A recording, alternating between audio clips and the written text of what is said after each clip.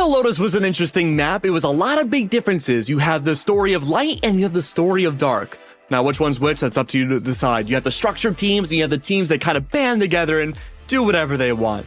But when we go to a map like Ascent, it's going to be the next map, it's going to be a little bit of a different story. You can't really do whatever you want at times, especially with all the default comps that we see, with a lot on the line. So right now, Crime City, they have to figure out, okay, we have to play as structured as possible now.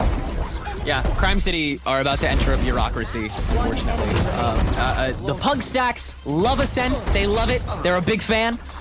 Just because everybody's used to playing it, obviously. Core are pretty well known on their Ascent as well. Very solid performance so far. So it's not like this is a safe map for anybody, but like you said, it's a very different one than the Lotus we just got to see from both of these teams, where you saw a lot of adaptability, particularly in tempo control, from Crime City first, and then Core second, establishing, again, very few mid-round objectives. They just wanted to get on site, get the spike down, and then play out the round. And they did that to a T by the end of things. They had it down to a science. And Crime City, they just can't keep up at that rate. The question is, can they do so when we move to a more standardized map? Credit given where credit's due, though, because we did see the duality again of Sacred and Lucas performing really, really well and turning a lot of rounds that I feel like normally wouldn't be in Crime City's favor, definitely into their favor. So that could play into the benefit of Crime City going into Ascent. When you play this map so many different times, whether you're Bronze, Silver, Radiant, or, you know, you're the top tier of Valorant competitive play, you're thinking, okay, there's a very specific way of playing this out. We know exactly what to expect 45 seconds in, 35 seconds in. Oh, that shock bolt's gonna come out at the 20-second mark, like, you know it. But if you're Crime City, you can play into that. You don't have to go for the default Ascent comp. You can go and push out and do the wildest things to break up Core. And Tenrec, that's what I really, really want to see in this map. Yeah, I think we just want a little bit of difference on American Ascent, but that feels like praying for snow in Texas. Yeah. You know? Like, I mean, it's a really tough ask for any team, particularly Crime City, who are coming off of a loss, who want reliability.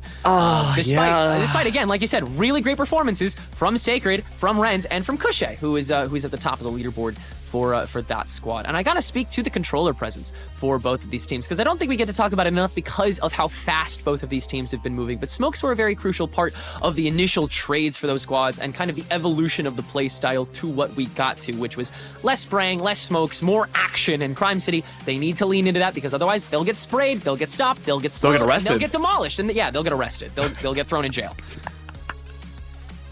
Yeah, I mean, going back to what you said about the controller presence too, I think it was really important going to the later rounds, but to me, my perspective was that a lot of the controller presence was the lack of a controller presence. Whereas we would see teams avoid the smokes, we would see these fake Viper walls, and don't get me wrong, there's nothing wrong with that. That works out really well, but it was more so the initiation, not of initiators, but of the duelist plays that would come out right afterwards. But again, we know what the controllers should look like going to Ascent, so we're going to be going to Agent Select, and we'll have to wait and see. Do we have a mirrored composition or something different? Oh, what's it gonna be? Wow! Wow! Yeah. Yep. Wow! Can't say I'm terribly surprised, but, you know, again, a lot of that onus is going to fall down to Kushe. It falls down to Nerve. Can we replicate what we had done on Lotus, make sure we can use our smokes to be such an effective tool to move players away, regardless of what side they're on, and force them to play exactly where we want them to? Core was good for the flooded retakes. Crime City, they were pretty good about baiting out these just initial gunfights. Both of those opportunities, so strong on Ascent, but who can do it better?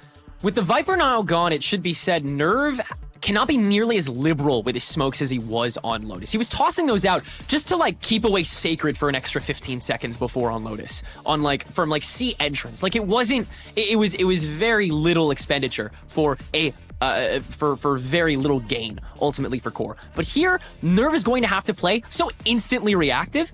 He will have to throw down a smoke on the entrance that people are coming from. No questions asked. He will have to throw a smoke down on one of the flank watches or one of the angles upon post plan. No questions asked. He will have to keep something in his pocket essentially at all times whenever a fight hasn't started. Luckily, starting on the attack, he doesn't have to worry about that as much for these opening 12. The problem is, Ascent defense is really strong on a default, and Kushe can kind of just play by those rules of the initiating defense to block out core at first, and then let the rest of the team do the talking in the long run. This is slightly different from CC though. Normally we see Jet on pistol starting off mid to tiles. This time holding back A Heaven. A great read against core, knowing what they want to go for first. One-way setup. A little dangerous from Kushe to overextend a little bit, but dialing themselves back, the info gathering game needs to be strong. Lucas still has that recon bolt for mid, just in case there's a rotate, but never mind. Oh, caught me off guard. No, they're going right in. That's what core wants to do. That is their entire goal. Ziff's Lurk is actually going to find purchase on a Renz as well, so Crime City are still not entirely sure of where to head to, but with the spike getting heard, now they get the memo, and Ziff? Lucas has to watch for Ziff this whole time as Spoof is dealt with as well, so man, oh man, what an opening round from core. That is, oh my god. That is great. Jeez. I mean, remember... like, what's up? that was just nuts. That was ridiculous. Yeah, it was awesome. But I mean, Core's been known for their wild and wacky attacking sides. Didn't they win the majority of their rounds against Oxygen back in Knight's Forge by just like doing the weirdest stuff on their attacking side? Yeah. And that was with the default comp too. I want to say their opening pistol was just them rushing mid and going the back lines of A. So kind of similar, a little bit more restrained. I get where Core's coming from, and they're gonna double down again. But Core is expecting a stronger mid presence this time around, or at least Tree. And so while there is a one-way setup and a knife hit, not necessarily meaning that Core wants to go for A just yet. It's all to find Zeldris to give him that opening pick and execute off of that.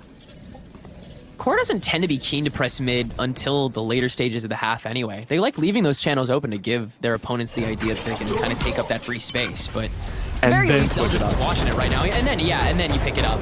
Ultimately, maybe throw away around, but you give so much like comfort to the opponent without them realizing how much control you Core really have. is like a boss fight. Like there's two phases to their attacking side. Like they always go for one thing for, let's say, 7 rounds arbitrarily. And on Lotus, it was the same thing. They completely swapped it up for like their last 4 or so rounds. And the playbook does run deep for these guys too. Oh yeah. They can rinse and repeat so many things like this. Wow. Great entrance from Zeldris. He has done that a million times, and it shows. Now into Boathouse, where Lucas is actually able to get the drop. Zeldris, is that not Zeldris? Has too much to check. Dude, Zeldris is here? But no, too much to check, so he'll go down. No one else will, though. Nerve is able to deal with the rest, and Ziff with the Wiggle Peak and the turret will confirm Kushe's position in the hall, and will be finalized with a shot to the dome on the bot. Vandal Core are set up, locked and loaded in these opening 2 rounds. This might be the most interesting round in the entire series because Core right now on a bonus buy. Ziff did have that Vandal for a second, chose to sell it. So the idea now is, okay, I'm going to use this Vandal, I'm going to give it to Zeldris, that's fine. But what is the reaction here with the full buy against the bonus for Core? The Zippo replay shows again how fast and aggressive we'd seen Core up against pistols. But surely you either double down or you go completely back if you're Core. And look, I see that stack up. That is a triple down, if anything. And this is an Odin investment too. Yeah. This is so expensive for CC. If they flub this round, that'll be huge for rounds to come. Zeldris has to use the updraft to get away from the spray on the Odin, and Renz is now unchecked with that approach. There's no ability to dry peek this, so Renz is able to grab 2. Core, though, they can still W key, clear out the site, and Zeldris is going crazy yet again. 2 now for the Jet as he'll hop onto site while Ziff plays guard dog from Market at first, but the remaining 2 are coming from back. First one rotates onto the stairs while both are flashed. Kushe and Sacred can both get their own, and Snarly, who's on crumbs, has to toss out a flash for himself to even stall, but still the dry pick from Boathouse is enough to at least finish off Sacred, but you got a full health Kushe in your way, and he's just gonna get right in your face. So Crime City, they will get away with the bonus, but it costs just about everything. Yeah, I mean, you lost the Odin in that initial engagement. You lost, like you said, everything there. I do like the position Renz was holding. That is the singular blind spot in Core's entry onto A site. Oh, I thought I saw the Odin in the air for a second. Yeah, there it is. Perfect from Renz. Perfect blind spot. Zeldris, he's gonna dash in. Cloudburst out. Everyone's so focused on back defender spawn and lane that no one thinks to check logs. So, we'll have to wait and see if there's adjustments from Core on their next initiation back over to B side, but A is going to be the way to go again, back on their bonus default. And The dogs in the background are excited too, apparently. yeah. Again, very little mid control that QOR is expressing, and again, it feels like they don't have to with the smoke tossed in. They'll just show Zeldris the door, and be like, okay, go have fun. But now they'll expand into Catwalk with the help of that smoke. Lucas's Owl Drone is going to confirm that first-time expedition into mid. That QOR will now have to slow down a little bit as Zeldris has to be that long arm of the law to take down Crime City. That sounds like a Roblox server. Probably is one. Maybe that's where they got the name. I wouldn't be surprised. I think it is. I think that's where they got the name. That's raw, dude. That's so raw. Okay, I'm composed. Well, so yeah, good mid push coming out from QOR. They are looking to split push their way into tree here, but of course T-Dog falls, and well, you lost smokes too. This is not good for QOR. They delved too deep in the mid. They over-engineered the round. Their default shut down. 38 seconds left. There is some opportunities with full kits of health and full kits of utility that these last two could accomplish, but Spoof has just been a human sentinel in the way. Bro, QOR wants to slow the game down so bad, but it just doesn't work against this team. You can't refrag properly when these guys are just holding such weird chokes, and again, not necessarily playing into the mid control. Snarly though, hold on a moment. Oh, never mind. Pulled knife out. Lol. But free still. I mean, impressive run for him. But yeah, Crime City can still take a second. I mean, similar to what we talked about with Sacred into that last map, Snarly now has just been that apex factor of holding down the line, just anchoring and making sure, like, okay, if I'm the last one alive and I have a huge disadvantage against me, I'm pretty good to leverage those odds back into my favor, or at least even. Spoof, though, is going to bring out the Outlaw. I'm assuming, yep, based out of top mid, looking to find that opening pick, is going to immediately bring out the Bladestorm as soon as humanly possible. This is not an Outlaw round for him. It's just a means to an end to get that ult. Well, Zeldris is just going to hop right in with the help of the null command. I mean, this is the speed that you should be playing at if you're QOR on the attack right now. This is exactly how you should be taking this. As Crime City, everybody locked out to heaven. Everybody taking some chip. And now everybody escaping the behest of the Owl Drone, which will still at least tag 2. But Crime City, how do you get back into this when your recon bolt is still on cooldown? You don't have your knife now, and now T-Dog is just going to rub salt in the wound. Hunter's Fury, that feels Snarly, actually. Dude, I love this game so far. It's great. Lucas can hop down and say, wow, okay, yeah, Crime City can just take it back off of that. Okay, once again, I think maybe overcooking here from QOR. Yeah, I was about to talk about how these have been the winning plays from the attacking side that QOR used to win Lotus against CC. Just push in fast, don't overthink it, a singular lane, get the opening pick, and just push on in. And it looked dominant at first, but, there was some shenanigans in that mid-round post plan. QOR, probably going to dial it back here into the next round. That being said, though, a lot of ultimates start to come into the way from everybody here. Yeah. Zeldris does have that Vandal, and that's interesting to me because that wasn't an investment, or that wasn't kept from last round. That was an investment here, but does have the Bladestorm. You would think, okay, maybe I can buy this Vandal for Snarly, and a little more spread. They have completed the bait, and the Hunter's Fury does not connect as heavily as they want it to.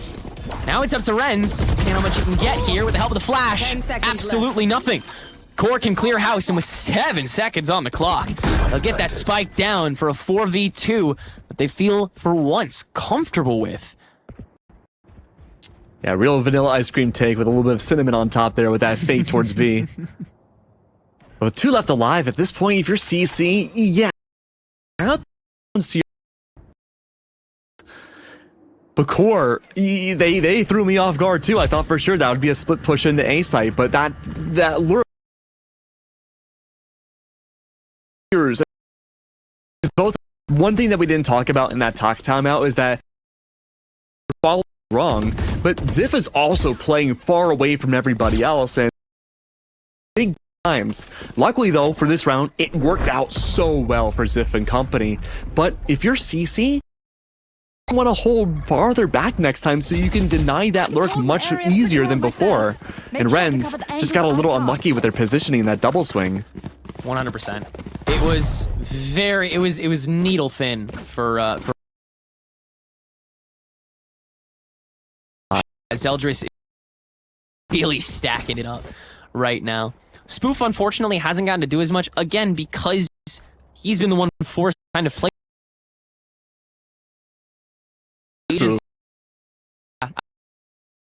A lot. I mean, they were able to on tree, but he's been keeping his distance, trying to play with the op a little more. Look, maybe try that early play entirely anti-spoof. Yeah. So market will be a little bit guaranteed. So CC has a bit of attention. So much of core is already stacked up on B site that it shouldn't really affect them.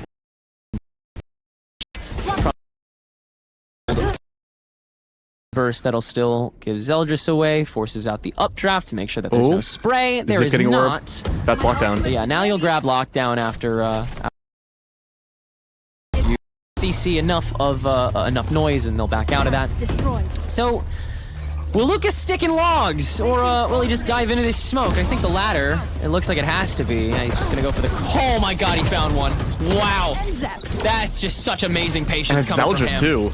Yeah, that's really impressive by him. It's basically a done deal everywhere else on the round. Sacred, despite also being detained, that's really great work by the remnants of CC that are able to do something post this lockdown, but really can't do that much. Still a 2v3 though, could at least pop one more body, if not get back onto site. This is not completely lost actually, but two flashes tossed, enough for Renz to grab both on site. Nerva's gotta come running back. What is happening? What?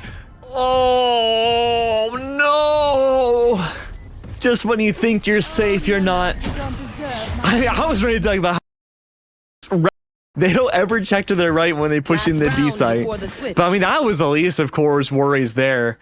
That should have been more, again, the word cohesive for Core to hold down that back lines, but there just seems to be this disconnect again about where are these defenders coming from. Core, just like on Lotus, are having such a hard time getting the pulse on CC, and where they're ending up being outside of these regular defaults that start the round. Mid-round, a little approachable, but the late rounds, it's a free-for-all. Okay, Spoof. Your time to shine. In those later moments where, you know, you have a little less util, you have a couple less players, that synchronicity that CC works with so well right now is amplified tenfold. Because you're able to ISO so much more. I mean, the amount that they were able to throw at that. Spoof.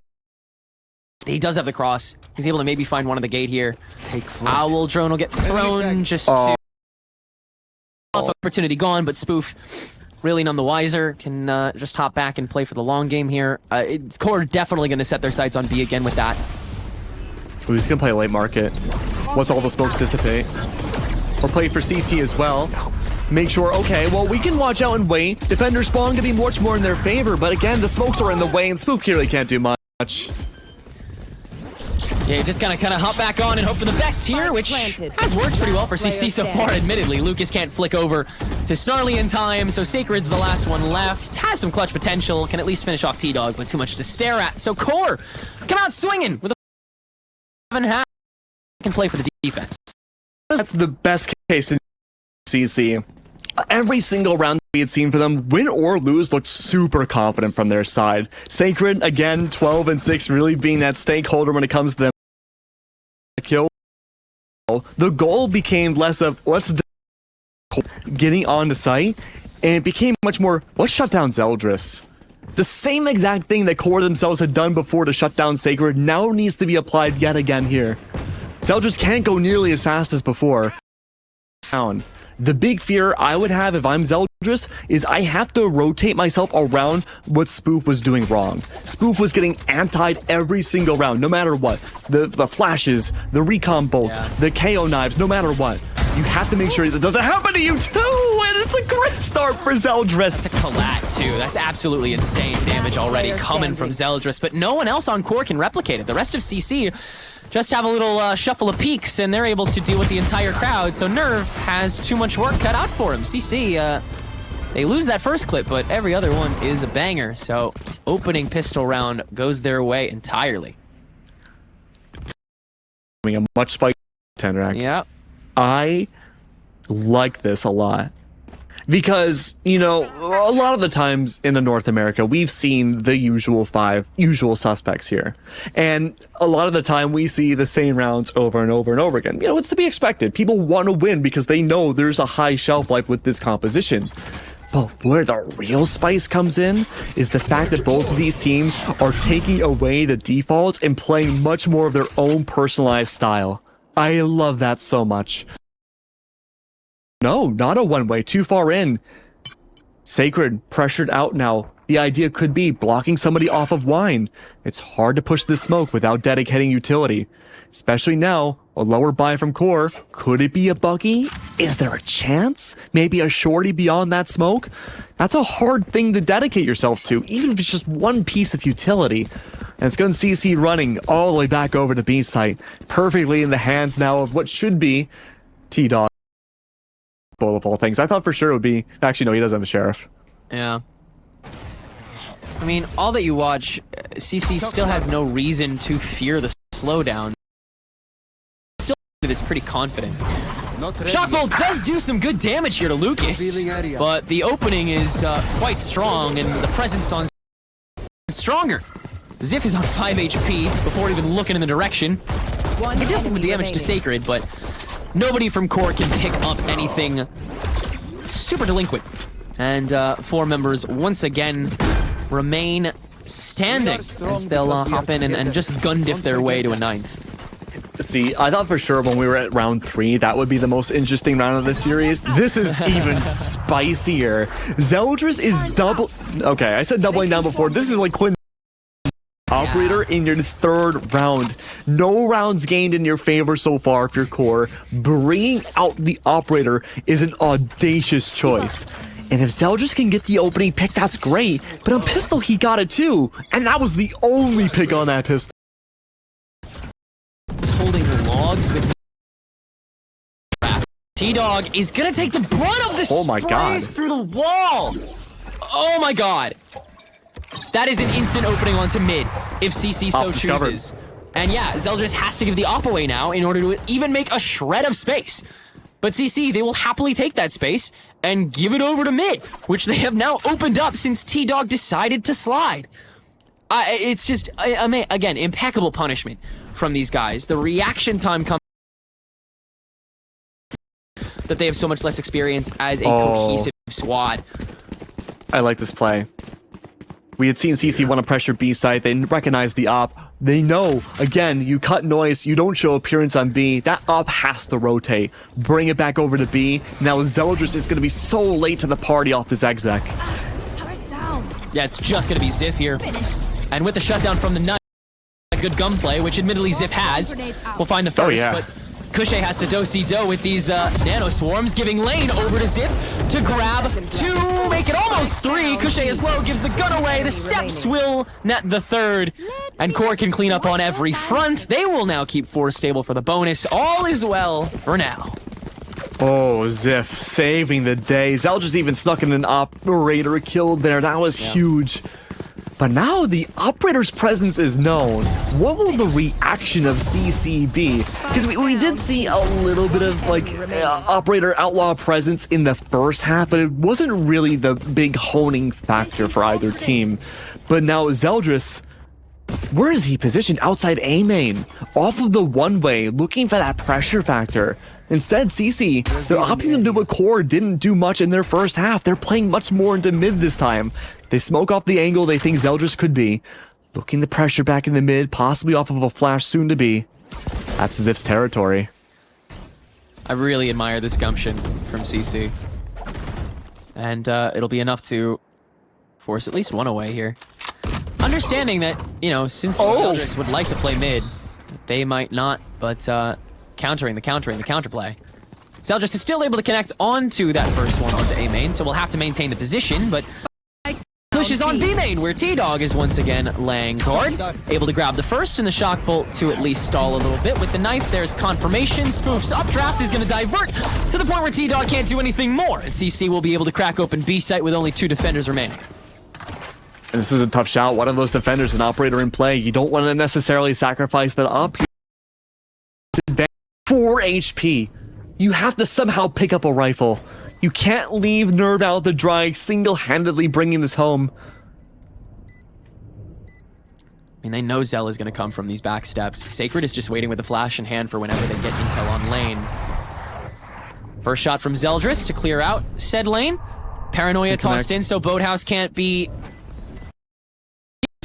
A great position with the help of that smoke. They'll turn back on Renz, get rid of Spoof as well. So far, so good. Sacred can't stall much longer, and so it's a 3K for Nerve and a 7th round for Core. Very, very well done, but it's because they had enough in the pocket in the end, and they normally wouldn't. Beautiful thinking from Nerve. I hate to use this word, but baiting out Zeldris there with that operator was such a smart play. You smoke, you then isolate, continue. Someone's drawn to the operator's presence towards those back steps, like you pointed out. Nerve was just bad time, and you can't necessarily trade against Nerve or swing back because there's a dark cover in the way. You can't do that. So now Core are slowly crawling back to even this series up, and it's gonna be that 4-stack outside A yet again. This is the default that CC have been avoiding for so long, that both teams on the attack avoided. This hold is so consistent. Nerve the one doing it this time. Zeldris was last round. Core have almost always gotten their one from here, but with Kushe's TP it becomes too uncertain. And so we'll head back. The knife in response to force the slowdown on CC's end as well. And so they will start spreading themselves out a little thinner, looking for maybe an opening pick, a potential easier breach. With Renz watching from the gateway, they might be able to find that in Zeldris, who is watching from mid and might have of an angle. Renz peeks out early, but that'll open up Catwalk at the very least. And now with the Paranoia as well, Zeldris is tossed way far back, far enough for them to try and take window. But now T-Dog heading on to heaven. He wants a piece of the action too, and he will get some. Ultimately, it's a 3-for-1 trade that Nerve, who is still holding on the site the whole time, should be able to clean up the remainder of. Kushe left alone, one of the only real guns that CC could throw into this round. Do too much indeed. Zeldris can grab a 3rd for the round, and now Core is only 1 behind. Big props to CC in this round by having a thrifty, and that's when you go for your default. I suppose Core on your toes, but Zeldris was in the prime spot to shut down the default there too. Normally you have that 4-stack outside of A. The KJ will then mid-round or late round, as that Spiker execution takes place, rotate from tiles all the way in the tree. Zeldris recognized that, shut. Probably wasn't expecting the added pressure on top, but really good save there. 4 ults in the possession of CC. We're going to see at least 3 this round. Hunter's Fury in tow. We do have the null command, and Spoof will probably get a nutty clip off of these Blade Storms. You just have to make sure it works out here. There's the opening. Nerve holding a lot earlier. He's isolated. Might know, yeah. It's very stuck thanks to the smoke fading, but it's perfect for Nerve, who can grab at least 2. But now it comes down to T-Dog having to hold back. I can only grab 1, so CC can still get back onto site. But it's in a 2v3 situation that will ultimately tell Zeldris that he needs to pull out these blades this round. The operator will not cut it. He wants to get up close and personal, but he may not need to. Ziff has the first covered, but Sacred still with that flash in hand. But the fight's a little too close. He's just gonna deal with it himself. For a 10-8 lead, Sacred gets it done. It's gonna boil back down to what Core had to go for attack timeout for on Lotus. Hey, how do we shut down Sacred? And you could argue Sacred's even more dangerous on this map. Like, yes, on Lotus you're Reyna, your entire objective is to kill, but Sacred has KO on a much closer and less big map. Now you have the opportunity to flash for your team.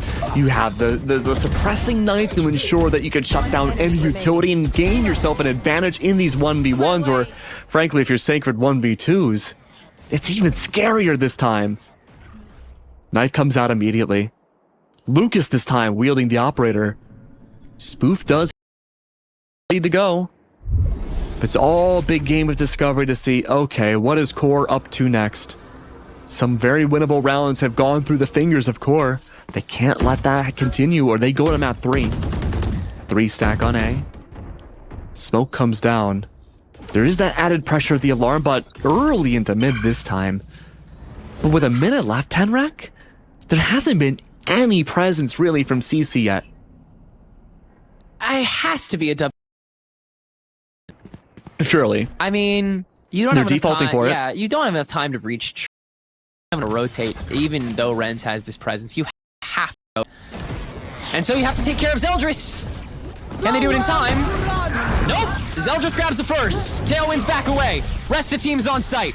T-Dog and Lucas trading Hunter's Furies, and ultimately they'll each grab one. But it means the rest. Yeah. Lucas, the jiggle that will actually work and get the rest of Crime City onto site. So Zeldris has to be far more cautious now, playing on the chin. What does a he? flick! Spike down A. No, he does not. Right. Ren's in the 1v2, very limited time. Although Zeldris can just hop in, he can do whatever the hell he wants this round. QOR make it a one-round game again. Oh, I mean, that round could have gone much more in CC's favor had Kushe not been opted by Zeldris. Losing your smokes on that default execution on A site is so pivotal. It's a nail in the coffin there. But again, Zeldris is pretty dang good when it comes to his operator plays. 25 and 14. And Sacred's not too far off, only by 6 kills to do so. And this is another thrifty round. This is going to be the chance for QOR to even things up. But look, if there's anything we've learned, it's that these thrifty rounds can sometimes lead to wins. Mostly. Spoof just kept going. And so that's Yeah, a very he's easy blind. shutdown. Yeah, poor guy. I think maybe thought he was still stuck behind the gate, or maybe thought he had enough time to get in front of it. But yeah, T-Dog had that early peek, and now he can just stay here in tree pretty freely. So far, it's pretty under wraps for QOR. They're not letting anything crazy slip by. Kushe's got a little bit of a fun spot coming up A main, and Nerve is not ready for it. Kushe unchecked for only one though.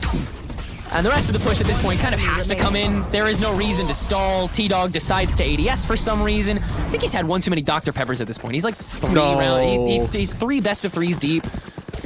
I mean, actually, technically, your fire rate is faster when you own his ADS, so it makes a little bit of sense. Like, I get where he was coming from. But look at these string of rounds won by QOR, because there's been a blip of one singular CC win in this entire process, but again, they seemingly have it down to a T. They expect these early round plays. They have a general idea where as soon as a presence is made by CC, they have a very good grasp of what the next few steps should be into a round. Zeldris here again, prime position to shut it all down. Oh, Zeldris once again. Dude, he's always gonna get one. And will be forced back into the corner with this lockdown. Feels like Ziff just wants to stay and fight this now. He'll back It's out. a smoke. He's got a phantom. Oh, no. Yeah. No, this is easy. This is easy for Ziff. It's just destiny at this stage. QOR up 5-3. Zeldris still has Boathouse. The lockdown has opened up the site. Absolutely zero. 2 flashes have to get sacrificed, and they don't even work. What is happening right now? QOR, give everything. CC have nothing to show for this round apart from a pick from Kushe. And it costs a lockdown, too. Instant momentum shift for QOR now as they are 2 rounds away from the semifinals in the winner's bracket. CC have to time out here. I mean, after that, just for emotional damage. Yeah, even just to reset yourself. Like, a timeout doesn't necessarily need to be like, okay, let's change up our strategies completely. Let's highlight and fix our mistakes. Sometimes it's just an opportunity to take a breather, untunnel vision yourself, not go for linear plays. But what do I know? No timeouts have come out here. It's gonna be scrappy buys across the board for CC. Null command potentially available for Sacred. Could be looking to maybe get that early pick and pick up someone's weapon. That would give a lot of leverage for CC to push into A site. Zeldris is deep in the back lines though. Oh, a little bit of hesitation. Uncharacteristic, so is 2 misses in a row. Calm down, man. There it is. All right, and just barely able to avoid the fragment kill, but a lot given, including some space on both mains. And no more null command. Spread, yeah, is a little awkward here. But yeah, no more null command for Sacred, so no immediate way in apart from an owl drone, which will have to get used into market. And T-Dog now knows exactly where Lucas is at. We'll try to do some farm a little bit of damage with the shock bolt, but Lucas has already backed away back to mid, where Rest of CC is contemplating where to go. Looks like the MO is going to be tree, but Snarly has a great reaction with this fragment. Will force out an up trap and still get two. Just spray through the paranoia and grab a third as well. Why not at this stage? Cushay is able to refrag though, grab Nerve with the wall bang, but Zeldris fires right into the TP and will give Core a 12th. They are styling for these final rounds. Just one away now. No, that nade from Snarly was nasty. That So was gross. incredible. I don't think I've ever seen a KO fragment nade like that before.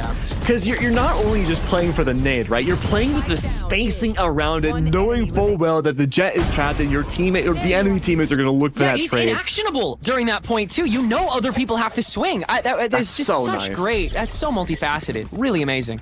But at series point. And Core have had their number. CC, they need to make a change now. But again, the 5-stack forward towards B. Null command, very well in play. Ziff just waiting for any sort of audio cue, possibly to deny the null command before the lockdown can be denied itself.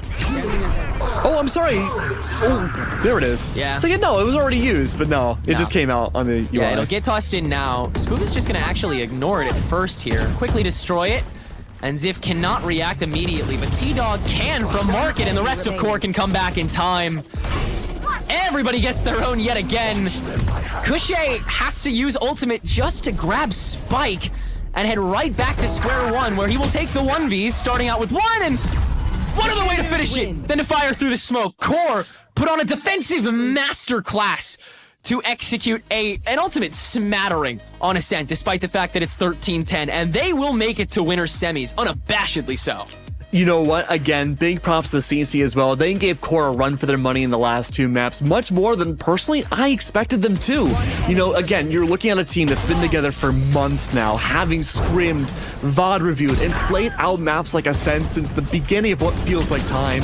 And even then, CC would still throw Core in for a loop. It was the Zelda show for so long, that second map, but once we started seeing the cohesion, especially swapping sides to the defense for Core's favor, it was a very different show.